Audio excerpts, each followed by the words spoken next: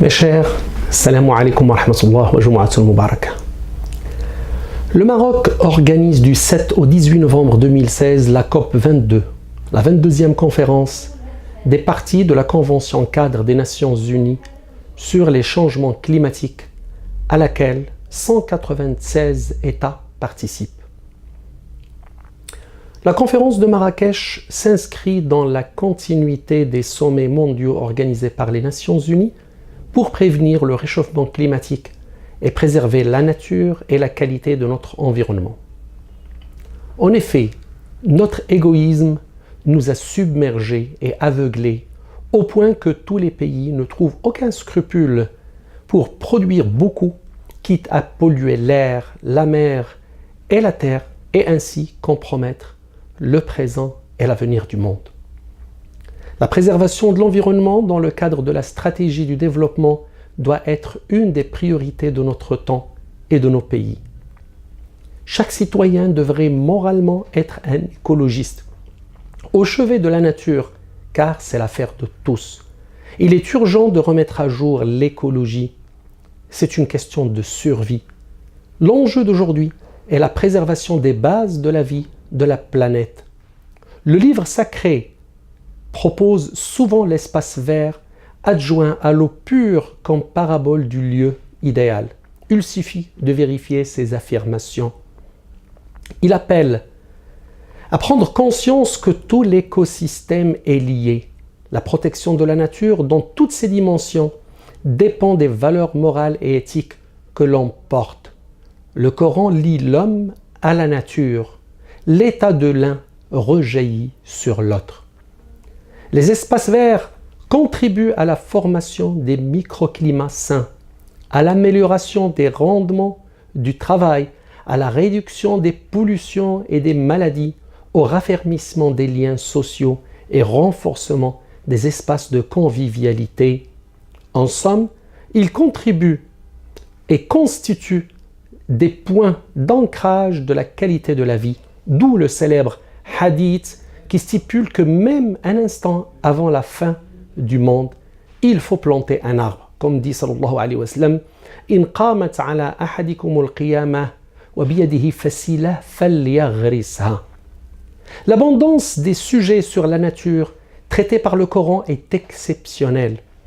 La création, la terre, le règne animal et végétal, la reproduction humaine, l'eau, la lumière, il fait nettement allusion à la logique de la mesure, de la modération et de la préservation de la création qui renforce la théorie environnementale moderne. Par exemple, lorsque le Coran affirme « وَجَعَلْنَا مِنَ الْمَاءِ كُلَّ شَيْءٍ حَيٍّ » c'est à partir de l'eau que nous avons constitué toute chose vivante. C'est un signe lié à la théorie de la formation de la vie, de l'univers, de la terre, et tout cela à partir de l'eau. Être écologiste est perçu comme un impératif de survie, lié à la situation des sociétés, notamment celles qui subissent la désertification. Tout citoyen doit prendre conscience que la préservation de l'environnement est un gage de bonne santé et de développement économique et social. La parole divine ouvre des possibilités infinies pour protéger la nature et soutenir son exploitation raisonnable afin que les dimensions durables et renouvelables dominent. Selon le Coran, l'homme est programmé dans sa prime et originelle nature, la fitra, pour croire en Dieu et vibrer comme un atome en phase avec la nature et le cosmos.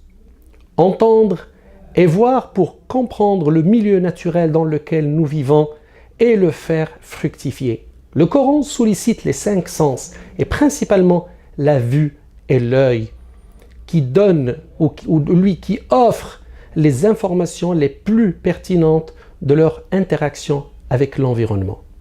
Le vrai, ce n'est pas seulement l'au-delà, le royaume des cieux, c'est le respect de la création et l'utilisation sage et économe des richesses de la nature sans porter atteinte à son équilibre. La destruction de l'environnement par l'homme est contraire aux enseignements de l'islam. Le Coran qualifie explicitement la nature comme étant un signe de la vérité et insiste sur le lien indissociable entre l'homme et la nature. Le corpus sacré offre une vision intégrée de l'univers où l'humain et la nature sont liés pour former une partie intégrante d'une conscience vivante. La vision écologiste de l'islam s'enracine dans une vision équilibrée du monde où rien n'est omis. La terre, les montagnes, le ciel sont des partenaires dignes du dialogue avec Dieu.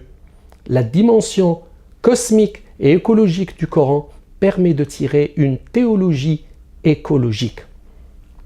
La libération de l'humanité est liée à la remise en cause des conditions d'exploitation outrancière de la terre par les tenants de l'économisme effréné et du processus d'industrialisation sans précaution.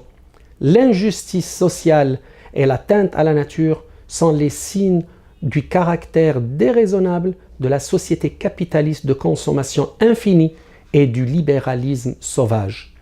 La dégradation du patrimoine naturel et les comportements nocifs pour l'environnement portent atteinte à la nature humaine. Sauver la planète et l'humanité du règne de la quantité, des prédations, des nuisances et des menaces écologiques qui polluent, détruisent, saccagent est un mot d'ordre du bon sens que tout humain conscient doit garder en vue. C'est une responsabilité partagée, proprement, et à vendredi prochain, Inch'Allah.